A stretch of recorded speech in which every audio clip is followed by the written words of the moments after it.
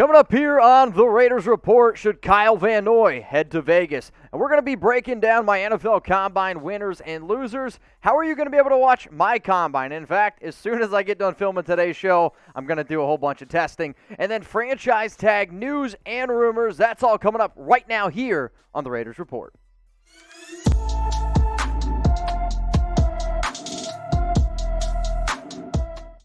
Raider Nation, what's going on? You're watching the Raiders Report. Mitchell Renz here, ready to get into a whole bunch of news and notes around the Raiders and the NFL. And I do want to make note that the Raiders Report now is also on local, so please go ahead and join us for exclusive videos, expanded access to me. I'm even going to be doing more live shows, so by supporting the show, becoming a member, how do you do that? Go to RaidersReport.locals.com. That link's going to be available for you all in the comments and description of today's video. So before I started today's show, I was like, all right, what am I going to talk about? And then I saw some stuff pop up around Kyle Van Noy, who is now a free agent.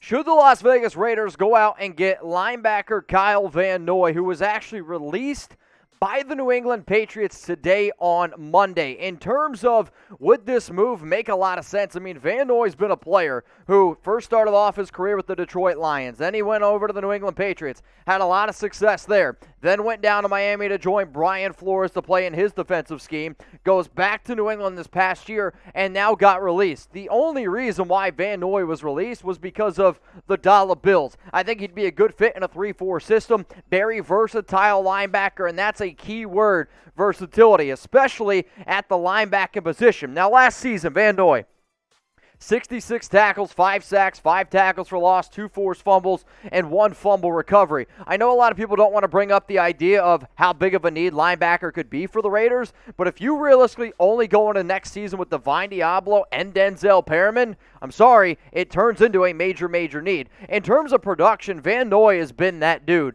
I try to throw up some different statistics, but I mean, if you're finding a linebacker with 10 pass breakups, 6 pass breakups the year before that, what you saw from Miami and New England the past 2 seasons were they weren't afraid to drop him back into coverage, and he can put his hand in the dirt, he can stand up, he adds a lot of versatility, which I think is very important in a Patrick Graham system. So here are your thoughts, y'all. Get them down in the comments right now. Should the Raiders pursue Kyle Van Noy? I want you to go ahead and type Y for yes, or go down in the comments section and type N for no.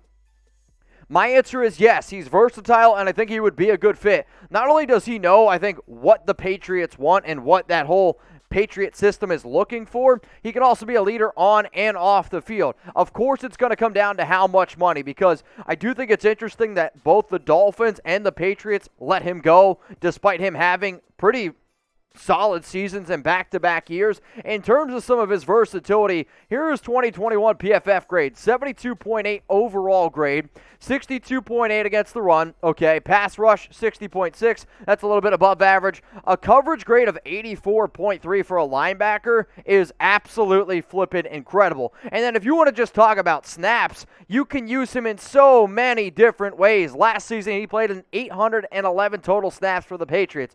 317 were against the run, 201 against the pass rush. They dropped him back into coverage 293 times. If you're able to find yourself a 6'4", 250-pound linebacker that can do everything Kyle Van Noy can do, you'd be stupid not to go out and pursue him.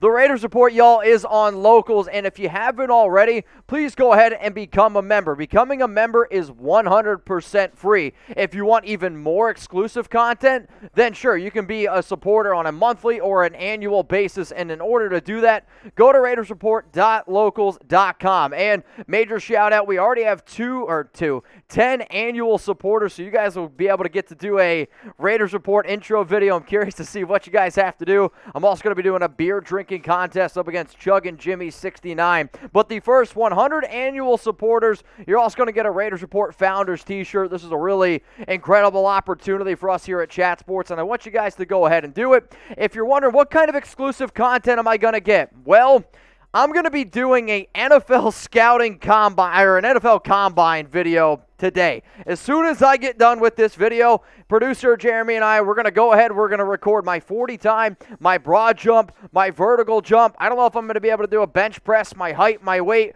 We're going to try to give you guys I don't know, some fun, interesting content that I wouldn't originally put up here on the YouTube channel. So please, go ahead, support the show, become a member. It's RaidersReport.locals.com. That link is, again, in the comments and the description of today's video. At the end of the day, if you're just looking for more Raiders content, that's going to be the place where you can find it. All right, y'all, coming up now, we're going to be breaking down the NFL Combine winners and losers. And essentially, the way that I broke these players down is based on Raiders' needs. I didn't talk about Combine winners at quarterback, didn't talk about it at tight end. Why? It's not a need for the team. However, you're going to see some offensive linemen, some wide receivers, defensive linemen, some linebackers, and some defensive backs. For my day one winners, I had 7 wide receivers. Calvin Austin III, Kevin Austin, Alec Pierce, really sneaky name. Sky Moore. If you don't know who Sky Moore is, watch this guy because his sky's the limit, but that's a bad pun. He's like what hopefully Tavon Austin was supposed to be. Really, really explosive receiver, tons of speed. Christian Watson. Christian Watson is starting to turn into my favorite wide receiver prospect. Why? I get it. He's not playing in the FBS, but at 6'4", 200 pounds, this guy is legit. You know that I like Garrett Wilson, but you should know that I love Chris Olave, and he showed out, and he's why he's the #1 receiver that the Raiders should draft during, well, yeah, the draft. In terms of some of my losers, I have Treylon Burks on here, and if you watch the show, you'll know that I'm not the biggest Treylon Burks fan. Fitting with the Raiders, he didn't have a good combine whatsoever. A lot of people thought he would blow it up, and in fact, yeah, he just simply didn't. David Bell, this one breaks my heart a little bit because I was hoping Bell was going to be able to show out. I took him in my latest Raiders mock draft, but to be honest with y'all, I don't know if he's going to end up going now at pick 53 because of how bad his NFL combine was. So now here's your opportunity. I gave you some winners. I gave you some of my losers at the wide receiver position. I want you to go ahead and name a receiver you want the Raiders to draft. I'm telling y'all right now, if we can get Watson from North Dakota State in round 3, don't know if he'll be there. Might even have to take him in round 2, but I'm telling y'all, he is that good of a prospect. If you want more draft videos, if you want more content, the Raiders Report on YouTube is your channel. I know I've been posting more stuff on locals, but that's just me trying to go above and beyond. I'm still going to be giving you guys daily videos. We're still going to be going live every single Tuesday if there's breaking news like, I don't know, Devonte Adams buying a house in Las Vegas, which, by the way, is 100% true. You're going to be getting it here, and you're going to be hearing it here first. So turn on those notifications and click that subscribe button. Let's now look at some day 2 winners. I love telling you I told you so. Trevor Penning is that dude. The reason why he was the #1 prospect to watch is because of the numbers that I knew he was going to put up at the combine and the prospect that he is. If you want Penning, you got to take him at 22, though. He might go before that. Abraham Lucas is another player that I really, really like. If the Raiders don't take a tackle in the first 2 picks, look for Lucas to go in round 3. And then the other kid from North Dakota State, again, very physical player, but it's funny that some of these smaller schools, their offensive tackles, they showed out. Some of the day 2 losers, Kenyon Green. Honestly, man, Texas A&M had a rough showing. Darian Kinnard was actually a player that I've been talking about, and Max Mitchell. Max Mitchell was somebody who had some round 1 hype. I do not see that happening anymore, but the biggest loser out of these names, personally, I'll go ahead and say it was Kenyon Green, somebody who I see going in round 1. Let's now go to day 3. Jordan Davis. You guys remember my top 3 players to watch at the Combine? Jordan Davis, Trevor Penning, Chris Olave. All 3 of those guys absolutely balled out.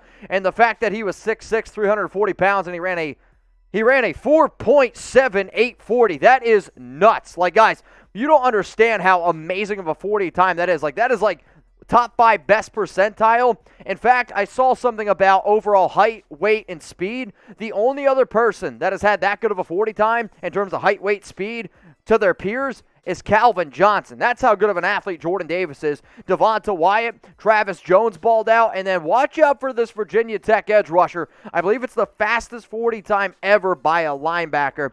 And it was, 4 threes. And then Boye Mafe, another really good edge rusher from Minnesota. And these guys are more if you move on from Carl Nassib. So now, guys, let me know. Name a defensive tackle you want the Raiders to go out and get. Personally, Jordan Davis, he's that dude at pick number 22. And if you don't get him, and if you're looking for a defensive tackle at pick 53, Travis Jones from UConn is somebody you need to start putting on your radar. Let's go to day 3. Brandon Smith, Leal Chanel, Troy Andersen is starting to turn out to be one of my favorite football players from Montana State. He had 154 tackles this past season, played running back, linebacker, quarterback. Channing Tindall, Tindall's another really good player from Georgia.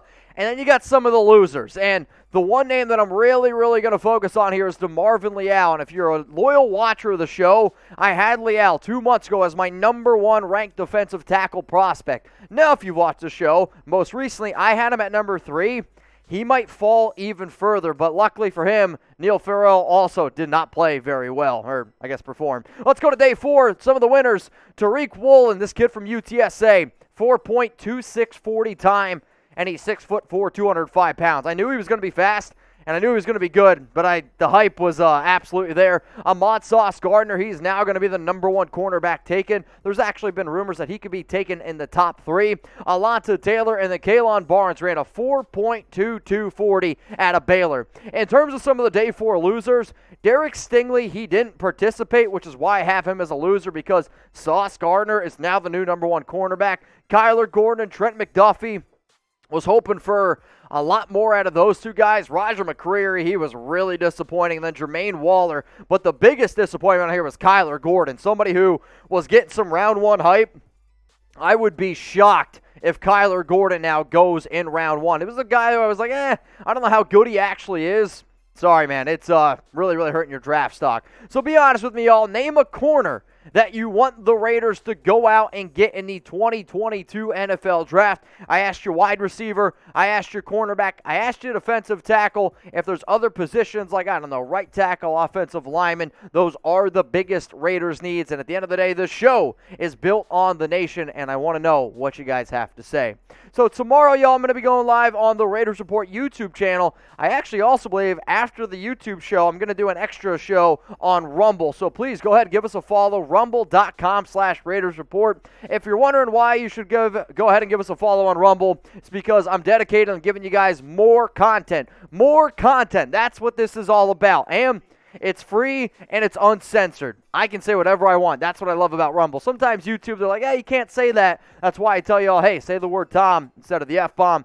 On Rumble, I can drop as many F-bombs as I want. So, F it. Let's do it, right? So coming up now, here's an F word. Franchise. And we're going to be talking about some NFL franchise tag news. Now, this isn't just about the Raiders. We're going to be talking about a few other people and then some really big news at the end of the show around the NFL. So here's your votes right now. Get them in.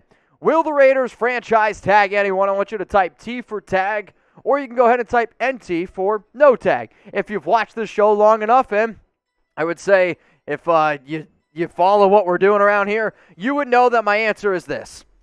It's NT. There's just nobody that the Raiders would tag. I love Casey Hayward. He was a great fit with what Gus Bradley did, but you're not going to go out and pay Hayward the amount of money it takes to franchise tag a corner. We don't have any edge rushers, defensive tackles. It's just way too much money. So no, there was nobody to tag. At this current juncture, as I am making this video, only 2 players in the National Football League have been franchise tagged. The first one that came in today was David Njoku of the Cleveland Browns. Then the Cincinnati Bengals, they went ahead and they tagged their safety, Jesse Bates.